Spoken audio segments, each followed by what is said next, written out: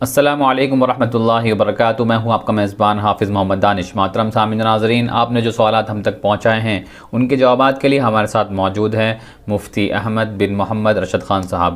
جی مفتی صاحب، Muhammad Sarfaraz comment box میں معلوم کرتے ہیں مرد کتنی چاندی پہن سکتا ہے؟ بسم اللہ الرحمن الرحیم، حامداً و مصلیاً و مسلما، اما بعد۔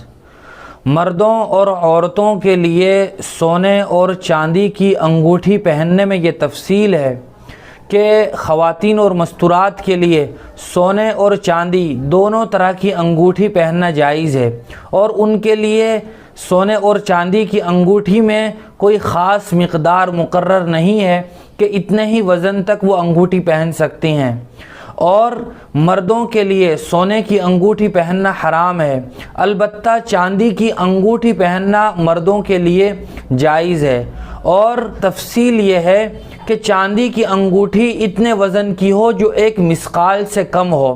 1 مثقال آج کل کے گراموں کے حساب سے 4 گرام 374 ملی گرام کا ہوتا ہے۔ 4.5 ماشا بھی اسی کو کہا جاتا ہے۔ گویا مردوں کے لیے چاندی کی انگوٹھی 4 گرام 374 ملی گرام وزن تک کی پہننا جائز ہے، اس سے زیادہ وزن کی انگوٹھی پہننا مردوں کے لیے جائز نہیں ہے۔